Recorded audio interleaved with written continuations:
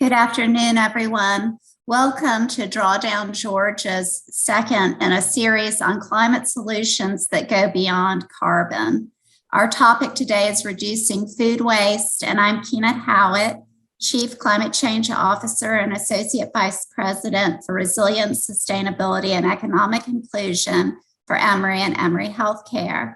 I have the honor to serve as moderator for an amazing panel of thought leaders on this topic. And I'm going to first provide some beginning remarks about the importance of addressing food waste to tackle climate change. I'm going to tell you a little bit about what's going on at Emory, and then I'm going to introduce the panelists. I want to invite you to please put your questions in the chat because at the end of the panel presentations, we'll have time for Q&A. So I'm going to go ahead and bring up my slides and let's get started.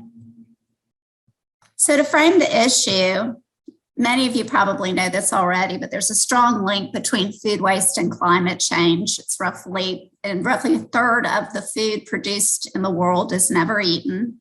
Food waste generates about 8% of global greenhouse gas emissions. And there are many points along the cycle of food production and consumption where food gets wasted. It rots in the fields, it spoils in storage or distribution, it's wasted as we're overserved in restaurants or overbuy in our homes. It's rejected because of its appearance and it rots in landfills. Up to 35% of food in high-income communities is thrown out by consumers. Global economic, environmental, and social costs of food waste is estimated at about $2.6 trillion, nearly the GDP of France. Reducing food waste also can help close the projected 60% gap between food availability and food needed by 2050, addressing the first of our Sustainable Development Goals, SDG for Zero Hunger. Project Drawdown has ranked reducing food waste the number 3 most important climate solution, ahead of solar, ahead of wind energy, and many others. I want to share with you this food waste hierarchy diagram. On the right side is the US EPA's, on the left is the United Kingdom's RAP programs. And I share this because I think it's important for us to remember that first and foremost, is food recovery, is feeding hungry people. So whenever we think about food waste, we should first be minimizing the amount of waste. I also wanted to draw your attention to the first item under recycling, which is waste sent to anaerobic digestion. That's the top preferred approach before composting and other approaches, and is part of the reason that we're making some shifts at our work in Emory. We do a lot of food waste reduction through local procurement. Our goal is 75% local or sustainable food in our campus and hospital cafeterias. Right now, we're at about 40% local food. So less travel time means less food waste. We also have an ugly food purchasing program for bruised or unsightly food that we procure to reduce that waste. We also are educating our students about not taking too much food and generating food waste. And we have a edible food recovery program and actually are contracting with Gooder, who you'll hear from Jasmine in a moment, to help us enhance our food recovery program at Emory. Our goal is zero waste, and our tagline is there is no away when you throw away. As many of you know, landfills are disproportionately sited in African-American communities in the South, also located in poor communities, so those two aren't necessarily linked, as Robert Bullard has shown us. And what this does is depress property values, leads to odor, litter, air and water quality issues. So it's so important that institutions like Emory and others internalize our cost of consumption and waste production by managing our waste better ourselves on site. And I won't read you this slide. Many of you are aware that methane is produced by landfills, and it's economically more wise to rethink of this waste as a potential fuel and feedstock. So right now, because of the pandemic, our diversion rate's down to about 50%, but pre-pandemic, we were at 73% landfill waste diversion.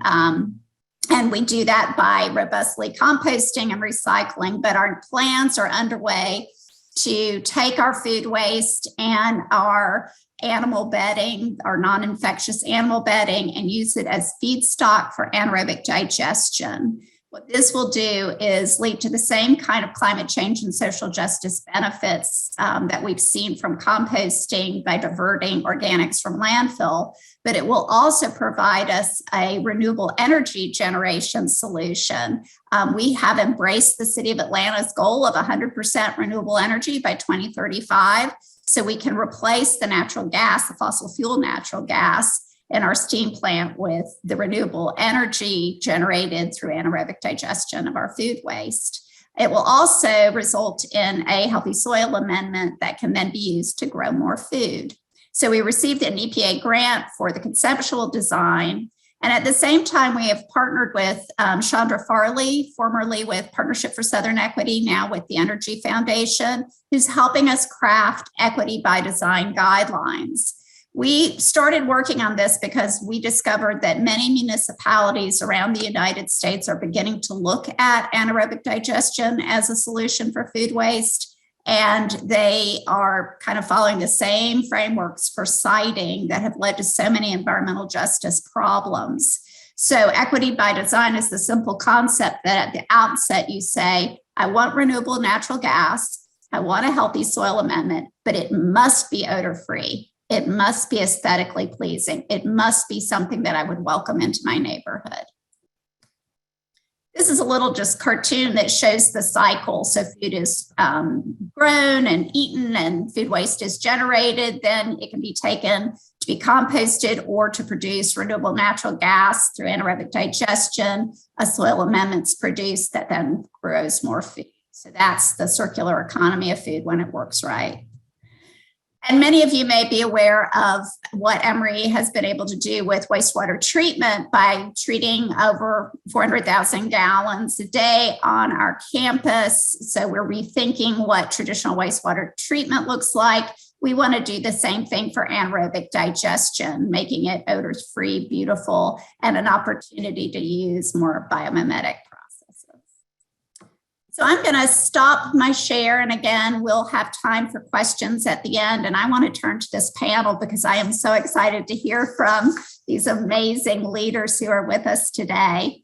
First is Jasmine Pro, an award-winning social entrepreneur, TED speaker, and leader who is working to make the world a better place, one cause at a time. Jasmine's goal is to foster change and create awareness about the leading socioeconomic issues and challenges of today, including poverty, food waste, and hunger. In 2017, after years of feeding people experiencing homelessness from her own kitchen, she launched Gooder, a sustainable waste management company that leverages technology to combat hunger and reduce food waste. She has been featured on CNBC, Oprah Magazine, Forbes, Fast Company, New York Times, and was named by Entrepreneur Magazine as one of the top 100 influential female founders. Under her direction, Gooder has redirected nearly 5 million pounds of surplus food from restaurants, event centers, airports, businesses, I can tell you higher education institutions, to millions of people who are food insecure. Gooder clients include SAP, Netflix, Hartsfield-Jackson Airport, Georgia World Congress Center, and many more. During the pandemic, Gooder pivoted to food distribution by organizing pop-up grocery stores for the community, as well as launching a grocery delivery program that provides weekly delivery to over 2,000 seniors. Since March of 2020, Gooder is responsible for providing over 2 million meals to people in need. Thank you for being with us today, Jasmine. I'm going to introduce the rest of the panel, and then you'll go first. Natasha Dyer is Community Programs Manager with the City of Atlanta Department of City Planning. She has her master's in urban sustainability from Antioch University. In her role with the City of Atlanta, Natasha focuses on creating programs that increase wasted food diversion from landfill as part of the city's climate action and food access plans. These programs include recovering surplus food to feed food insecure residents and collaborating with external partners to create decentralized composting systems that benefit municipal urban agriculture. Suki Johnson is with us. Suki is director of the Athens-Clarke County Solid Waste Department and has been there for 18 years. Prior to her position in Athens-Clarke County, she was program coordinator for Keep Georgia Beautiful program within the Georgia Department of Community Affairs, Office of Environmental Management. She is a certified middle school teacher, grades 7th and 8th, and taught science in Cobb County, Georgia for 5 years. She's past Georgia Recycling Coalition president and board member, and current Northeast Georgia Regional Solid Waste Management Authority board member and Solid Waste Association of North America Georgia chapter president.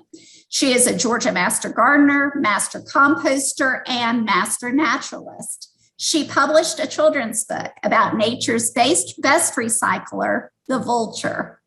The book is titled There Goes the Neighborhood and came out in February 2020. She lives in Oconee County with 3 dogs and 2 snakes and a husband.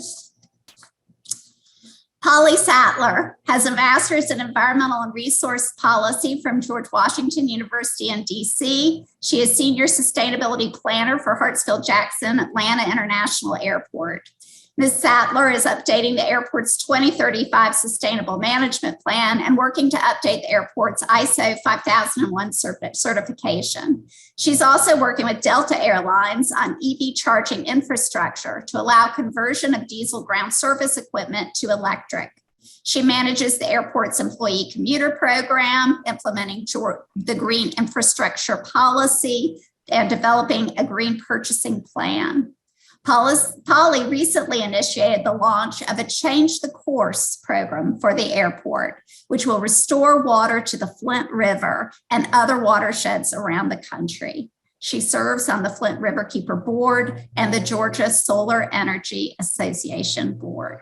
So as you can see, we have a powerhouse team of rock stars. And Jasmine, please take it away. Thank you. Super excited to talk to everyone today about Gooder. I'm going to share my screen and take you through just a brief presentation of who we are. So Gooder is solving hunger and food waste using technology and logistics. What I really want to dive into is strictly food waste in America and the big problem that creates, not only from an environmental standpoint, how it affects hunger, but also how businesses are throwing away a lot of money that laws have actually been created to encourage them to do the right thing with their food waste, and we still have a long way to go.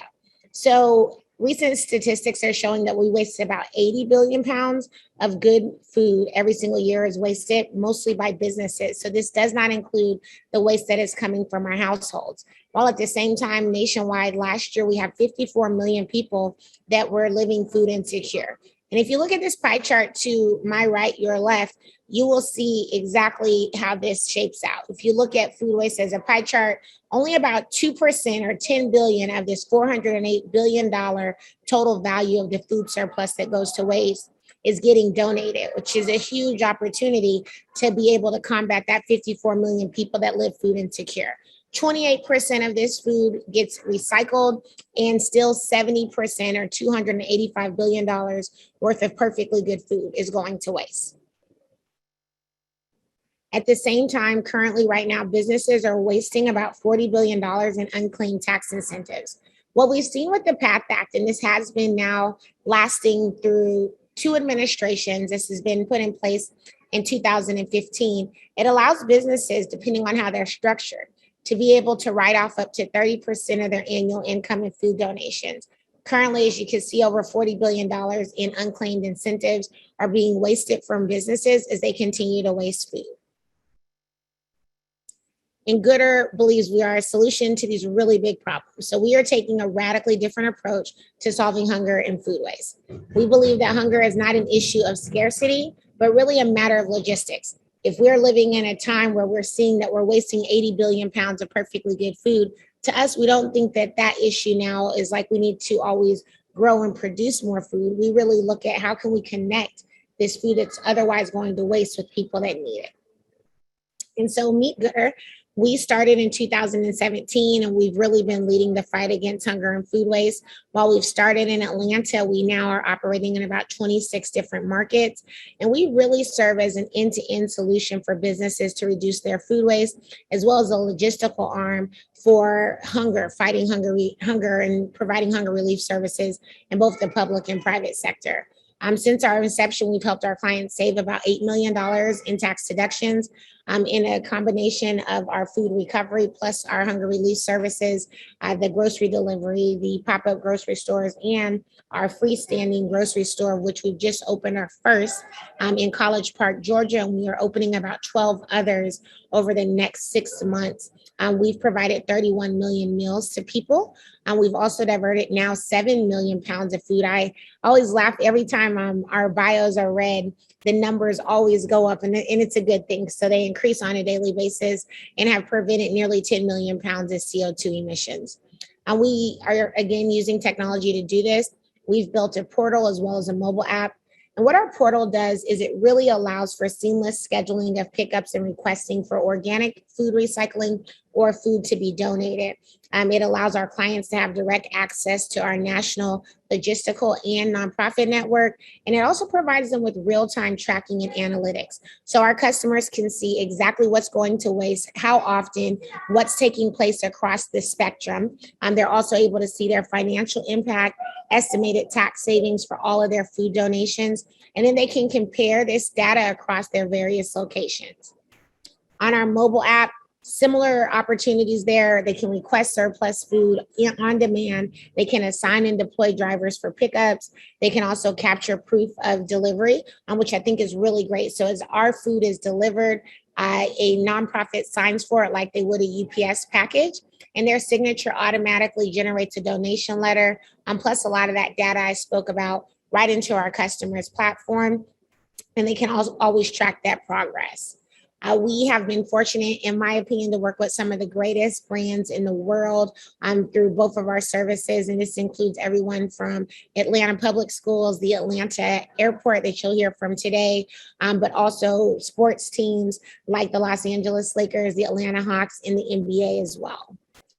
Our value proposition is really simple. As we try and get more people to join us in this fight to reduce food waste, we are helping them see that this is a triple win solution. They're reducing waste, thus improving their carbon footprint. We're allowing them to empower their local communities and save money. The big thing that's really unique about Gooder is we are really making a data-driven approach to how we garner impact. So in every single touch point across the globe where Gooder has had any single giving initiative, whether that's food diversion or hunger relief initiatives, via zip code, we're able to track the impact that we're bringing to that community. So you can see in 30318 in Atlanta, in this zip code alone, we have recovered over 165,000 pounds of food, and we've served about 156,000 meals. This value is over $1 million, and the carbon offset is nearly 91,000 pounds. And so this is the data that Gooder tracks across the country. I've put in here a brief case study that just kind of shows a bit about what we do and how we do it. This was captured over 6 months at the Atlanta airport, and also from one concessionaire. And as you guys can see in the pictures, this is the kind of food that we recover. And I'm sure you're agreeing that it looks really good, and it actually is really good. A lot of times the use by dates or certain regulations that maybe airports or other businesses are under do require the actual production of food on a more constant basis, but not that this food is bad. Collectively, this accounted for about 106,000 meals in this time of this case study, 127,000 pounds of food that was diverted, and $400,000 worth of tax savings. Another customer that we worked with in the past is Wellstar. We've worked with them on a hunger relief side, but we also recover surplus food from several of their hospitals. And we're, again, tracking the meals that we're providing, households we're serving, economic value, and how many pop-up grocery stores or hospitals that we're recovering from. And a bit about my founder story. As Shanit said, I started Gooder in 2017 prior to that, really led a consultancy for over a decade, helping people really start, run, and manage their foundations. And I would say to them, people that are standing in line for a turkey in November are probably hungry in April. And that's what really got me onto this journey of feeding people. Really love the work that I'm doing. We've been featured in a lot of different press outlets, but we think we are still at the beginning of a long journey ahead to disrupt something that is massive. And I'm really excited to share more. Thank you. Thanks so much, Jasmine. Natasha? Okay, hello everyone. Thanks for joining us today. I'm Natasha Dyer with the City of Atlanta. And as mentioned earlier, I work on teams that focus on creating programs that are trying to correct the current mostly linear model of the food system where unwanted food, whether that's surplus on the farm field or surplus in the grocery store or the food scraps on your plate even, where we're trying to show the value in all food, elevating why none of it is actually waste, why we need to view it as a resource, creating more circularity, and skipping the waste stream altogether. This work, as mentioned earlier, is housed under the city's climate action plan and under our fresh food access plan. All the resources, love, fuel that went into growing food that sometimes been transported between 1,500 and 3,000 miles, 40% of it still doesn't even reach the consumer, it's just wasted. And so this is very important because 1 in 6 children in Georgia is hungry and 1 in 8 adults in Georgia is hungry. And this just isn't your homeless population. This is senior citizens. This is your neighbor, people in between jobs. So it's really important that we start to look at food waste and capturing it for people that are just hungry. And if we actually were able to corral all the food in the world, we could be able to feed every hungry person 4 times over. Food waste, as mentioned, I'm sure a few times now, wastes a lot of the resources. It wastes about 21% of the water outputs in our nation every year and 10% of our energy output. Food decaying in landfills is responsible for a third of cause of methane emissions that's exacerbating climate change. And it also hits us in the pocketbook. It's said that a family of 4 wastes about $1,500 a year of food that they buy just to throw away. And so just to kind of discuss what governs how we work on food in general at the City of Atlanta is that basically in 2010, the USDA did a study that was mapping out different food deserts in the nation. And it was determined that about 52% of our population was not living within half a mile of fresh, affordable food. And so by about 2015, the city started fast tracking this, knowing it needed to do something about it, and started to work on urban ag. So it hired an urban ag director and created a goal of getting the population, 75% of the population within half a mile of fresh, affordable food by 2020. And having reached that goal about a little early in 2019, we've now created a goal of 85% access by 2022, and we're well on our track, well on our way. And so at the same time, this work was being done where our urban ag director was working to grow more local food and work with Invest Atlanta, which is an organization that works with businesses in the city of Atlanta to create just more brick and mortar locations for food outlets in these kind of low income, low access areas. The city of Atlanta was given a grant to work with the Natural Resources Defense Council to actually determine how much food is going into the landfill through their Food Matters project. And now the NRDC goes from city to city doing this work primarily as a means to get them to look at ways to build more infrastructure to save edible surplus food before it enters the waste stream and then redirect it to its food insecure populations. So these were our results. What you're looking at represents 125,000 tons of food that's ending up in the landfill. And because you and I both know in this room now that 40% of all food being disposed of is actually edible, this makes you begin to look at the possibilities. And so now fast forward to 2020, I'm really proud to say that both you're now looking at a city who is kind of really understanding this piece, whereas we have 2 teams at the city who began to come out of their silos and work together to create a food systems team that is now creating the food access plan. And so that's the urban ag team that's charged with growing more food. And now this work about realizing that we need to save more food because of this work with the NRDC is actually now part of the city's food access plan. So I'm really happy to say that. And so just to look, this is your standard food system model where you're just looking at production, processing, distribution, and consumption with no thought being given to the actual resources that can be found in food scraps, or of course the resources that are found in recovering food. And just now, with this new urban ag team, the vision has been added to actually look at wasted food management, with them realizing that 26% of our country's total greenhouse gas emissions are coming from the agricultural sector. So it's actually about trying to figure out ways to really treat food as a circular system, and not at all just this linear model that we've been so used to. And so breaking apart the Food Matters project, of course, we're looking at prevention, which is reduce, and recovery, which is reusing and capturing and sharing with food insecure residents. And then there's your composting, which is recycling. It's taking all pieces of food and supply chain and making sure that we are utilizing it to our best capabilities. And so after that, getting those results in 2018 of what is in our municipal waste stream that is actually recoverable, we actually had to apply to work with the NRDC on a multi-year work plan where we'd be getting more technical assistance, because that kind of first year of just us mapping our food waste together was them just kind of doing a one-off.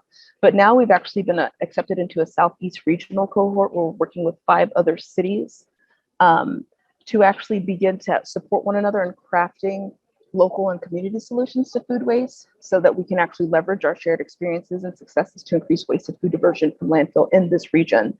And so, like I said, we had to apply. And so it was like, even after working with them, we still had to get what was an application process. And basically what did it was the city had to have a public commitment. So our mayor had to come out and say that she was going to start to look at food waste and food recovery. And I like to say that right as this 2018 study had come out, like it was kind of lukewarm. No one was really looking at food waste or food recovery as part of a food access plan, which I was of course pushing for. But something about COVID where people were just like not having challenges eating, and I mean, like again, those are people in homes, those are your neighbors, those are your seniors. The mayor was working very closely with Gooder actually to get people fed, and I think it was like the I hate to say a perfect time, but it was the time COVID created this this laser focus look into food and supply chains. And I think it elevated this work we were starting to do around food recovery, because we had a mayor that was very concerned about feeding people where they were.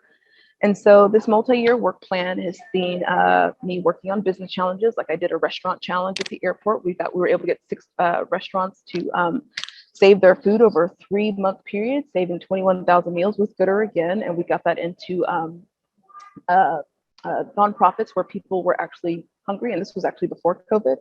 We've actually done some waste audits. We did a waste audit at the airport just to see what's in their waste stream. And we're also doing some outreach.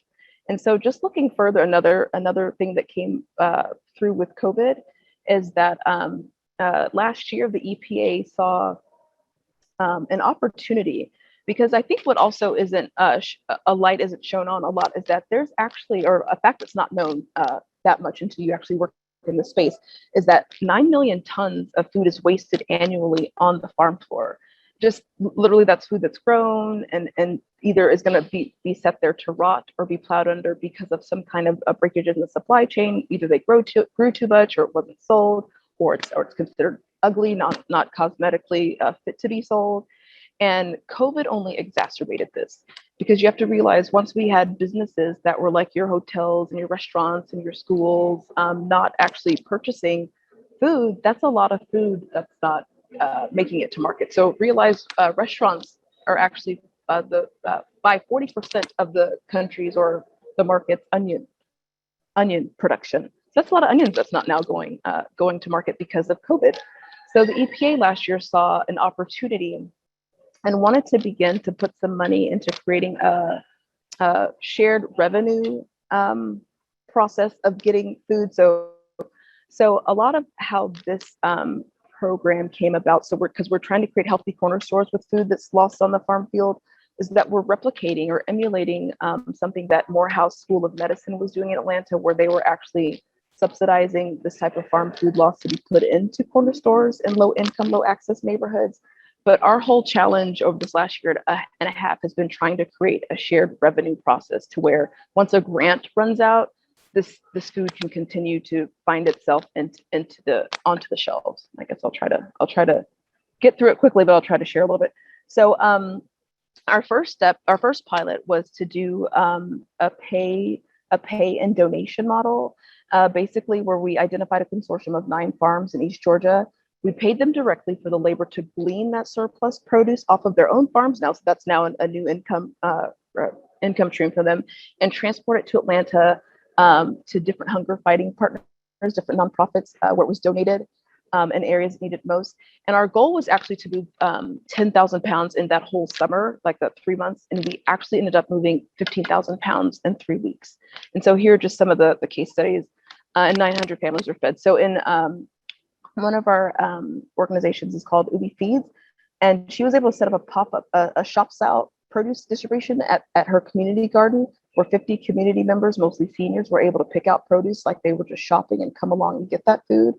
2 Pieces of Toast is actually, she's a caterer, but she works with all kinds of organizations that distribute food to families. And so she was able to get food into 7 different cities in those 3 weeks for nonprofits, 150 families each week with just donation. And then Must Ministries distributed the produce to 300 families through their food pantries and senior home delivery program. And they're actually now one of our first takers on the shared revenue pilot. And so just back to this slide. And so basically what happened? And so basically what that is that we are now in this space where we're loading the food onto an app called Forager, which is a new marketplace for farmers that have this surplus. And then it's Gleaners is another agency in this space that's normally working on nonprofit that we're working with.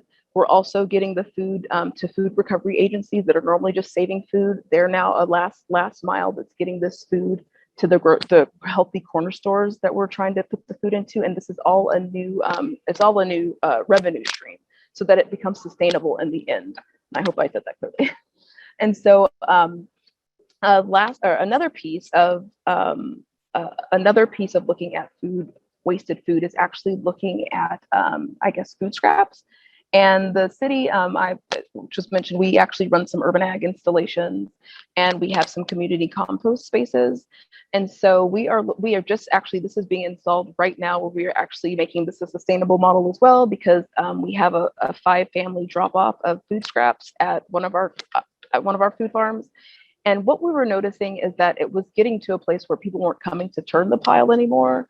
So now with some funding from this NRDC Food Matters project, we've been able to put a solar panel on it. It's being built right as we speak. And this pile will eventually turn itself every hour for 30 seconds, producing compost that will just go right back into creating food in these neighborhoods where food is being grown to supplement avenues for outlets for food. And then also prevention, because you can't look at reducing food waste without looking at reduction. We also got some funding through this NRDC Food Matters project to run a campaign on MARTA for about 3 months that you see here, educating. And I think it was about 6 different posters that were just educating people about the waste for your money, your pocketbook, your things that are affecting the planet when it comes to when it comes to food waste. And like I said, that ran for 2 months. We also were able to get our message into utility bill so that 96,000 homeowners were able to see just a message saying, "Don't waste food." This is our water bill that ran in July. And then also now the city is hosting a website that tells people how they can actually prevent food waste, and also compost, and probably no donation from homes. But we're actually showing people just how they can get involved with different recovery agencies to help the work continue. And yeah, I think that's it in a nutshell. So yeah, that's the work we're doing behind prevention, rescue, and recycling of food waste in the city of Atlanta. Thank you so much, Natasha. We're going to turn now to Suki to tell us about her work in Athens, Clarke County. I'm just here to talk just about composting. No, not just about composting, because we do it, kind of one step up from or a little bit more material than you're getting at those aerated static pile compost bins at a community garden. Athens, back in 2010, we opened a commercial composting facility in Athens. So we're pretty excited about our facility. We are the second permitted facility in the state of Georgia. Dublin, Lawrence County, can you believe it? Beat us to the punch on getting a permit for a commercial composting facility. So what we did back in 2010 was mainly compost biosolids with our leaf and limb debris, and we have grown now to composting food scraps. So we have actually 2 compost streams at our facility. Our facility opened in 2011, and the cost to open our facility was about $1.5 million. And public utilities, we were fortunate enough to have public utilities pay for our facility. Our facility is 9-acre site. It's co-located at our landfill. Our landfill has over 400 acres. And so we had an area 4 of our landfill that was sited to be a landfill. And instead of creating a landfill in that space, we created a commercial composting facility. When we started out, we started out with windrows, and noticed that real quickly that windrow composting took up a lot of space, and there was a lot of wasted space on our 9-acre site. Really, only half of the 9-acre site is used for actual composting. The other half is used for curing our compost, storage of feedstocks for our compost program.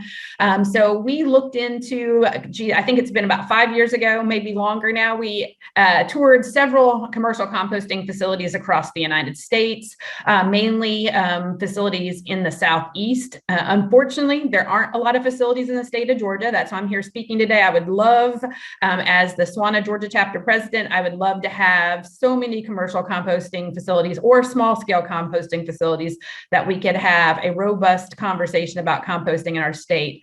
Unfortunately, we often have to look outside the state of Georgia for good composting infrastructure. So we toured lots of facilities, our staff did, and learned more about aerated static pile composting in commercial settings. So we converted our windrow composting facility over to aerated static pile. And we do that all with 2 full-time staff members, and we do have inmates that help us. We typically have 2 inmates and 2 full-time staff members. We compost leaf and limb material. In Athens, we pick up leaf and limb material. Our solid waste collections division picks up leaf and limb material once every 6 weeks from everybody that has a single family home in Athens, Clarke County. So we roughly get about 7,500 tons from our leaf and limb program. And we compost that with biosolids. We get about 5,000 to 6,000 tons per year of biosolids from our wastewater treatment facilities. That is composted separately from our food scraps. A couple of years ago, we had a commercial composting company. It was really a community composter. She was attempting to really get compost collection off the ground in Athens. Unfortunately, she was not able to sustain that business. So she came to us and just asked if we would be willing to attempt to continue servicing her customers by picking up their food scraps and bringing it to our facility. So we decided to do a pilot. We laugh and say that we're still kind of doing the pilot because we haven't really called an end to the pilot. We moved in from the pilot into regular food scrap collection. So we collect about 1,000 tons of food scraps annually. We are still in our infancy of collecting food scraps, 5,000 tons of biosolids and 7,500 tons of leaf and limb material. We compost that facility through our aerated static pile, and when we sell our end product for $20 a cubic yard. Here's our facility. You can see our aerated static piles. The really awesome thing about aerated static pile composting, even on the commercial level, it takes up a very small footprint and it's very inexpensive. We actually have $50,000 that we put in our capital budget I think 5 years ago, and we're still using that initial $50,000 investment to convert from windrows to air-day static piles. What we mainly purchase with regularity are those blowers, those little green blowers there. Those are bounce house blowers. That's all we use. Those are on a timer so that we can infuse our piles with oxygen. So we no longer have to use our windrow turner and turn the piles. So that's how we compost at our facility. Both we compost biosolids separately than food scraps so that we can sell them to sort of two separate groups of clientele. There are some folks that do not want biosolid composting, and we understand that. And there are some folks that want biosolid compost and not food scraps. So this is how we do it at the Classic City Compost Facility, again, co-located at our landfill. You can see too, just a little bit more of our end product. You can see the overview. The top left picture is our leaf and limb pile. That's where our feedstocks stay when they come in, and every other month we privately contract out a tub grinder. They come in, they grind up our leaf and limb debris. So we have a wonderful carbon source. And then we bring in food scraps and biosolids separately. Those are our nitrogen sources for our two different composts. We compost. Sometimes it takes about a month and a half to get good compost. We'll move that material off the pipes, store it till it's ready to be screened. You can see our screener. That's really our biggest piece of equipment at our compost facility. And we wouldn't necessarily have to screen, but it's nice, especially with food scrap composting. Food scrap composting does have some contamination. Forks, believe it or not, metal forks are not compostable. Sometimes they slide in there. Glass, pint glasses that beer was in, not compostable. Sometimes those get in there. Our screener helps us screen out some of that contamination. So that screener is important for us for that piece, especially now that we're doing more food scrap composting. And then you can see our pile on the right, our curing. Once we get the material composted, screened, then often it'll have to cure, stabilize, go back to ambient temperature, go back to a neutral pH so that we can sell that material to a variety of customers. We have farms, we have golf courses. Weirdly enough, we have other landfills that want to purchase it. It's great at growing grass, and all landfills across the state, once they close, have to maintain a vegetative cap. Prevent erosion. So it's great for that as well. To our biggest customers of in local landfills that want to go to sites. We have a great education staff, and annually we celebrate International Compost Awareness Week, the first full week in May, typically. So we've had to put most of our programs virtually the last couple of years, and that's how Mason Tao, one of our program education specialists, found out that former coach and athletic director Vince Dooley was going to be out there picking up compost, because everybody during COVID had to have appointments to come to our landfill. Here's some of our collection infrastructure. This is the truck we use for our pilot to pick up compost from 30 plus customers, and continues to grow now that we're coming out of COVID. During COVID, we lost some of our restaurant customers, but we mainly have restaurant customers. We do have some other customers before COVID hit. We did have some beauty salons that would want to compost hair and other products.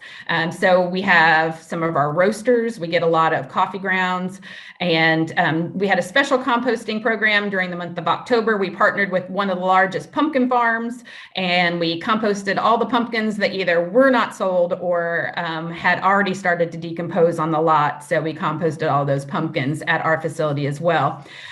We only right now pick up commercial composting, compostable food scraps. We do not do residential collections. For residents, we have drop-off sites around Athens-Clarke County. So we have drop-off sites that are free of charge for residents at, there's 3 locations on this flyer that I incorporated today, but we just added a new location at Winterville, one of our cities that are within Clarke County. So we're pretty excited to have multiple drop-off sites for residential customers so that they can use our drop-off sites to get rid of their food scraps regularly at no cost. And then those food scraps get picked up through our commercial program and then delivered to our commercial processing facility at the landfill. Thanks very much, Suki. We'll turn now to Polly, who will talk about her work at the Atlanta airport. Okay. It is really amazing to be on this panel with such inspiring people. So I'm glad to be telling the airport story. After COVID, we're a little bit at a restart. And so the timing of things is really pretty amazing for us to galvanize all the work that we're doing and be able to really implement our goals and achieving our goals. One of the things that we're doing right now is we are reestablishing our 2035 sustainable management plan. And so we're going back through and looking at what did we achieve before, where are we now, what's going to be next, and how are we going to achieve those goals. And of course, energy and greenhouse gas emissions and the waste, as well as the water, all are impacted around the food. And we have a lot of initiatives around that area and trying to manage our carbon as well as our waste and energy. Also, something else that has happened that's the first time for the airport is the CFO has asked us to do our first environmental, social, and governance report. And I imagine all of you all are familiar with this, but for the most part, that has been corporations that have been doing ESG reports, and it's beginning to make its way into the aviation industry. For us, it's great because it helps us with our transparency. It helps us make the connection for other stakeholders at the airport about the social impacts as well as environmental. When they think sustainability, a lot of the times they think environment, and they don't make the full connection. And so doing an ESG report is really helping motivate and push our work and engage with different divisions across the airport. So it's really been amazing, all the things coming together. Two other things, we are updating our ISO 50001 energy management system.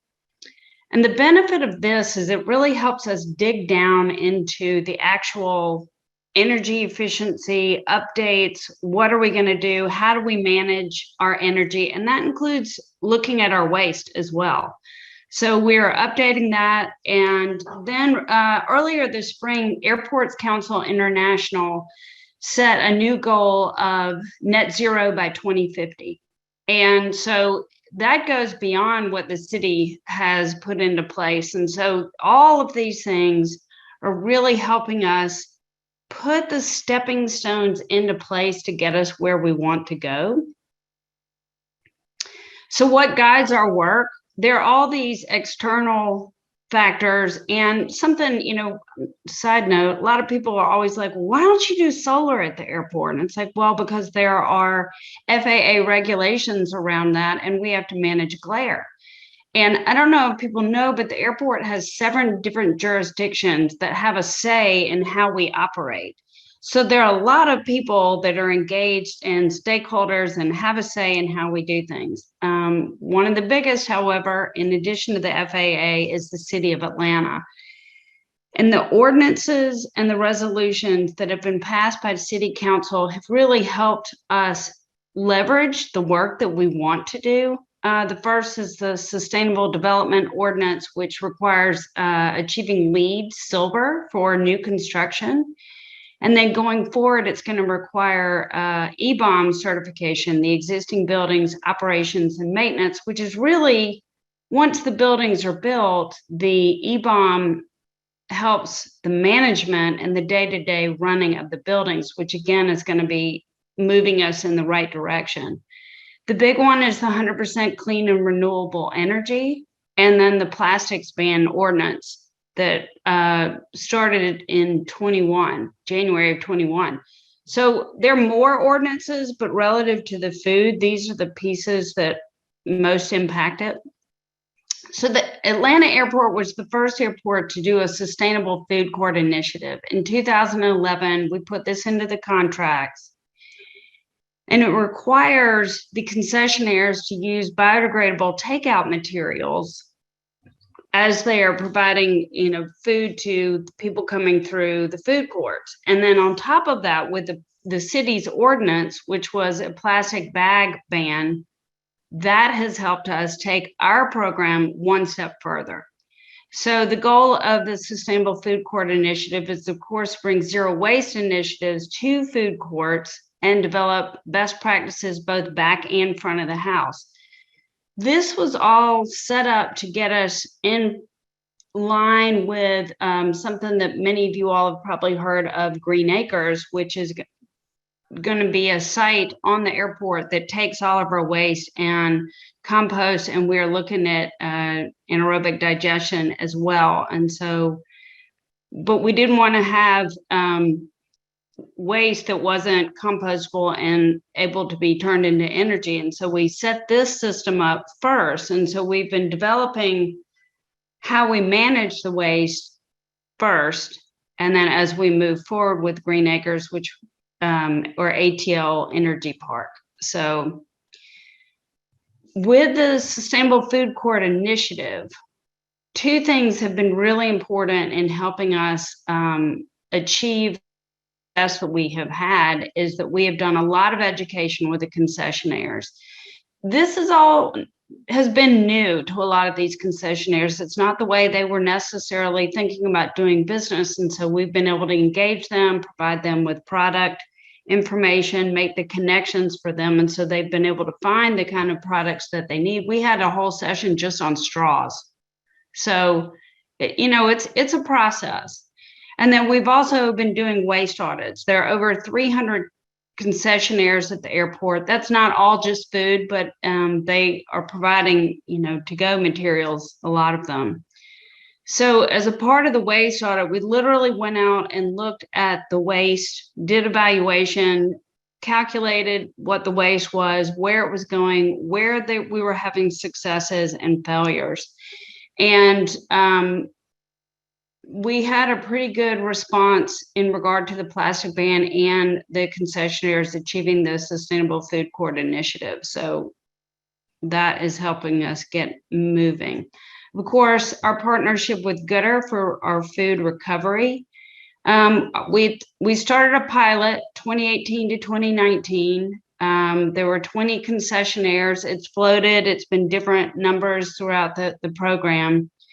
But through that, we diverted more than 200,000 pounds of food, created almost 181,000 meals, reduced our emissions by 167,490 pounds. And the tax benefit went to the concessionaires was valued at 406,000. And we were able to support 18 different organizations and charities through this program. Our next goal and step is to engage all restaurants. And so that is going to be the next phase for us. We want 100% participation at the airport. So just the waste, the airport recycles about 13,000 tons of material annually. And we recycle over 24 different materials. We do some clothing recycling, the paper, plastics, e-waste, concrete, batteries. So there's a lot going on. And we plan to launch a back of the house composting pilot within the next year or two. So we are moving forward with that. Thank you so much, Polly. And there was a question, Natasha, about the programs that you mentioned. Are those continuing, or were those just pilots?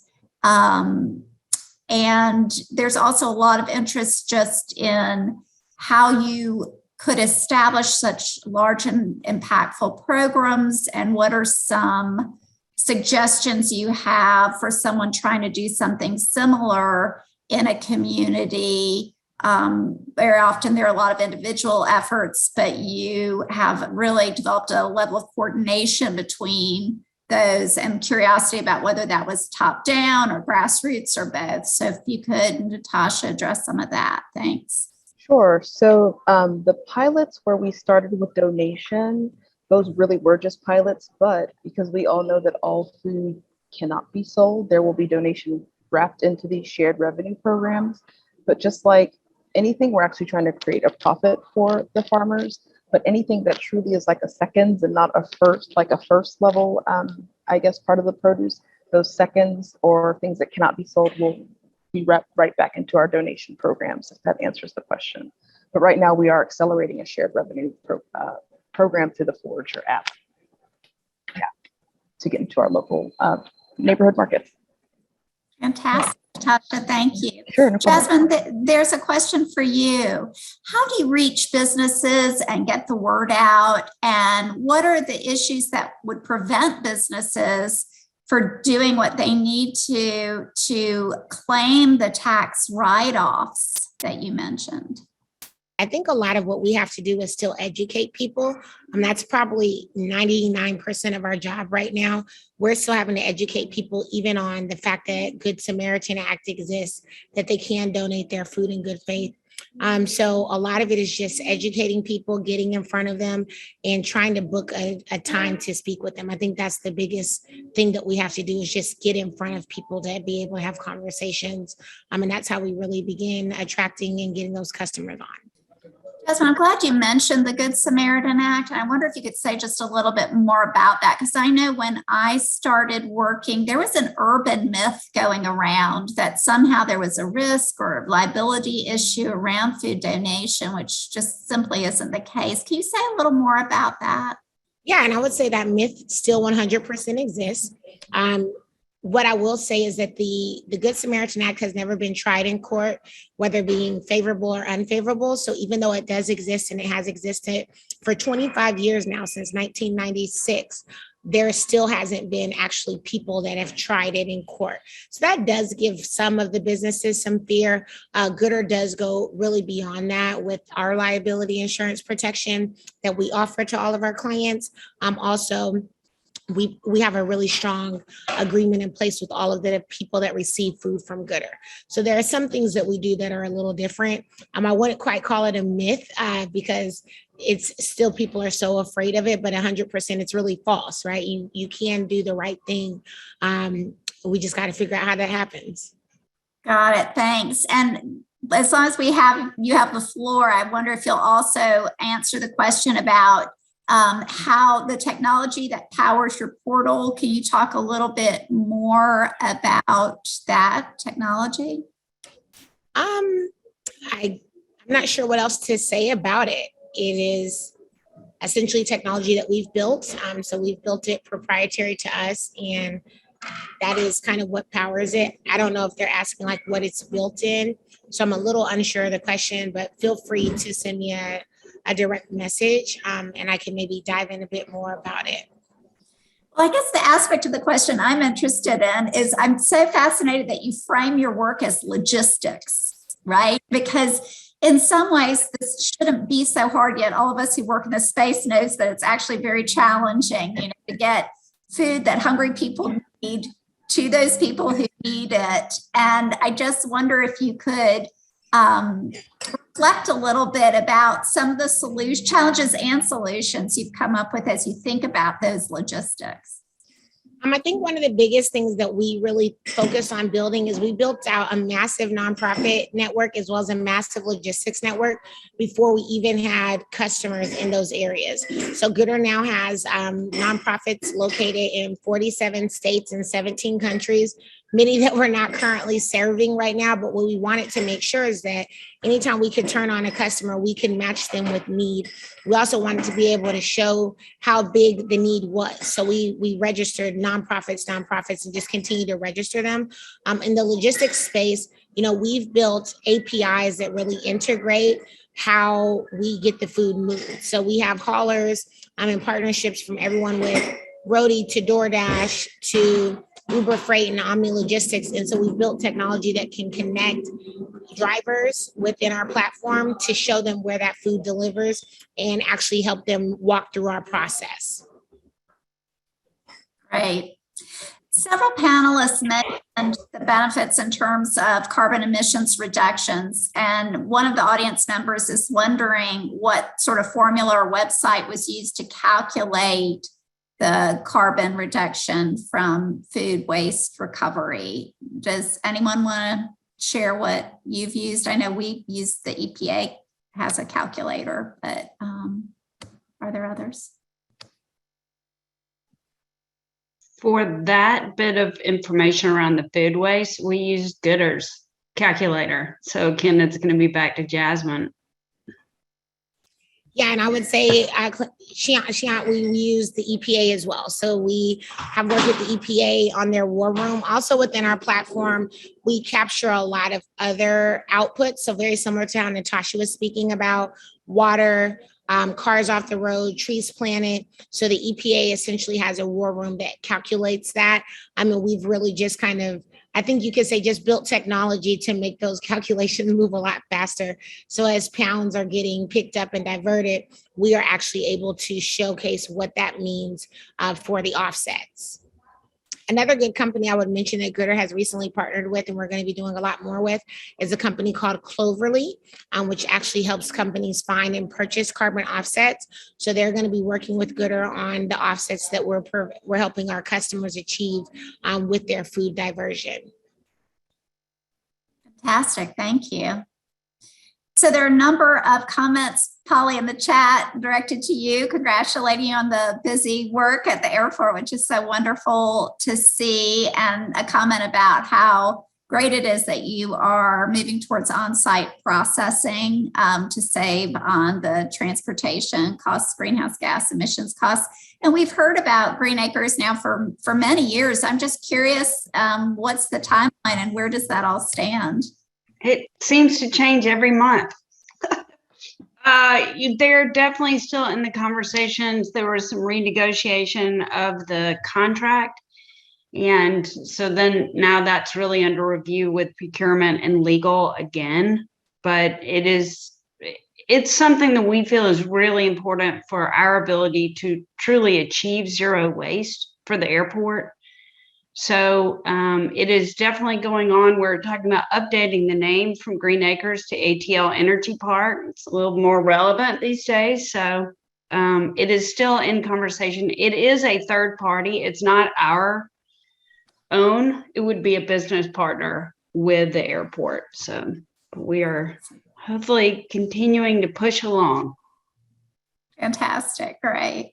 And there's another question for you, Polly, to give everyone an update on what's happening with the airport and the river, the Flint. So I hope most of you all know, but the Flint River starts just north of the Atlanta airport, and it flows underneath the airport for about 2 miles, and then it daylights just south of the airport. And it's really one of the prettiest places, and it's one of my favorite places to go at the airport.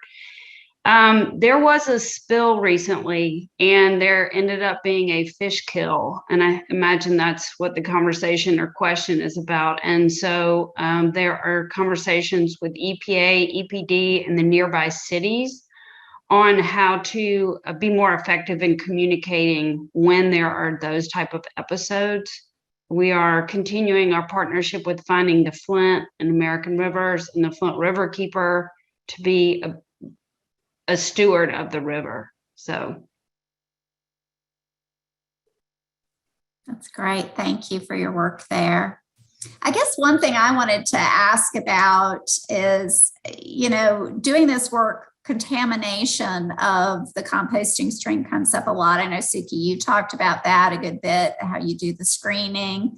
I'm sure Polly and Natasha, you have these issues the same way we do. And I'm curious, some of that has to do with culture change and people just getting used to the concept of composting and knowing what is an organic material. And I just wonder if you would reflect a little, each of you, on how much of your job do you see as culture change versus this kind of logistics part of it? I mean, is that the main barrier, is that we don't have the technology or the logistics, or is the main barrier really that we don't have the culture of composting embedded yet in our community? So whoever wants to start. I interestingly think it's culture change within the business frame or where I work, City Hall, or with elected officials or people that should be making these changes. Whereas every time I walk outside, people are asking me, when are we going to have more composting? When are there going to be more solutions to food being in a landfill? Because it seems like the people get it, but the real change for me is getting my administrators to get on board with this stuff. Yeah. So a lot of it is systems change, working on system change. Not really that people aren't ready for it. Polly, you want to address that? Well, we've got a long way to go with culture. Hence, we're starting at back of the house with our pilot project. But, with the Sustainable Food Court Initiative, part of that really was to address contamination and try to deal with that. I mean, honestly, we have to get our recycling where it needs to be. And it's all integrated. It's all what we've got coming down the pipeline with a sustainable management plan, but it's baby steps. I mean, we want to have wins, because I think that's really important for all the stakeholders. We don't want to give any reason for people to dismiss or, just not find value in it. And so we are for baby steps so that we can have some wins and bring everybody along. So yeah, culture Suki, change. I get that. Suki, do you have anything to add? Yeah, sorry, you guys, I'm struggling with connectivity, so I might be breaking up still, but it is a cultural change. And I will say the best composters in Athens are the ones where it's like a business mandate.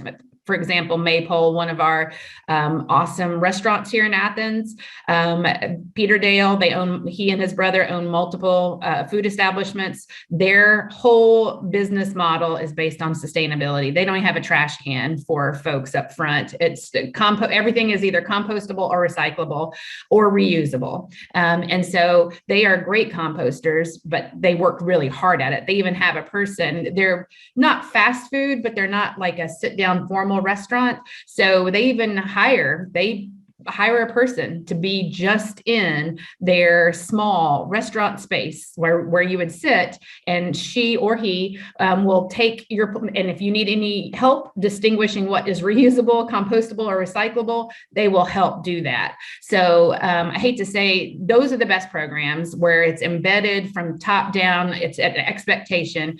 And just like Polly at the airport, we can't seem to get recycling straight. I don't know how we expect people to get compost straight. I think a lot of them are just wishful. They want things to be recyclable. They want things to be compostable. And because recycling and compost are so different wherever you're at in the United States, our messages are so mixed everywhere. From the color of recycling bins might be different in one place to another. The messaging on the outside of the bins are different. So for recycling and composting, I think we need to get our message together, which is difficult because of feedstock availability, where our materials go after. There's so many variables, but as long as when we're talking about composting or recycling, we make sure people check locally with their rules. I think that should always be the caveat, is local rules, no matter what you're writing on or speaking on, is to check with your local recycler, local composter, so you know exactly what the rules are for you in that area. So many of us make too many blanket statements, and it just gets everybody confused. Yeah, good, very good point. Thank you, Suki. And I believe that was the Maypole restaurant that you were referencing, correct? Correct. Okay, great.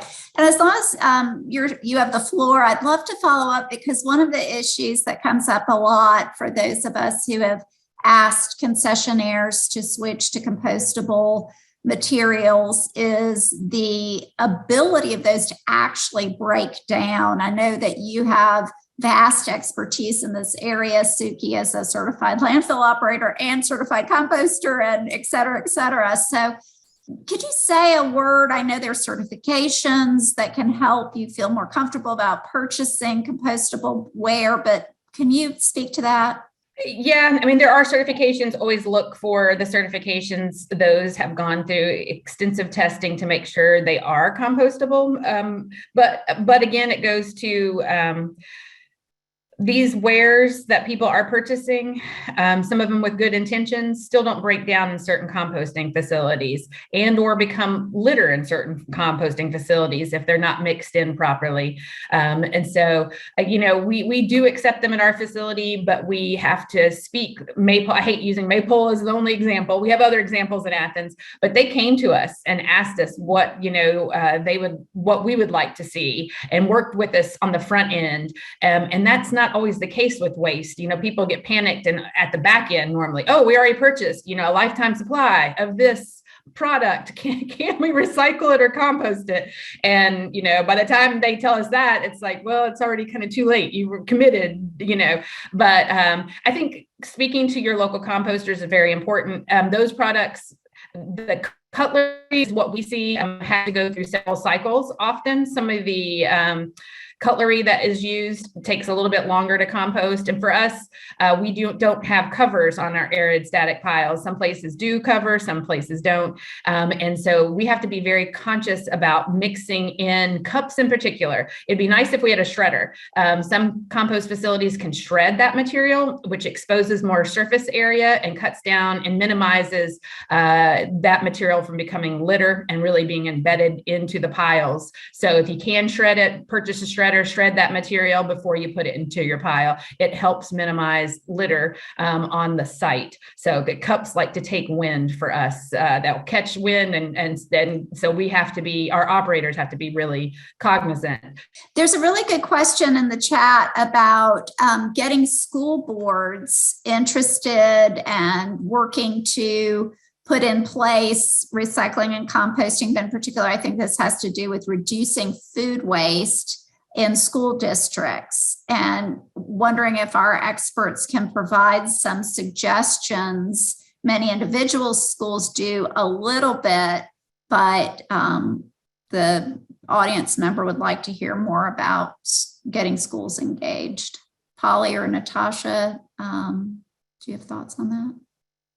What about you, Keenan? My expertise is not school boards, but I definitely know about the challenges of a school. But yeah, I mean, I think it's a really interesting question and challenge that we face. Natasha, has that come up for the city as something that our school boards looking to you all for expertise in this area and considering that as part of their long-term planning? Well, I know as we rolled out our mandatory plastics ban for municipal buildings, schools did approach us wanting to align with their sustainability plans.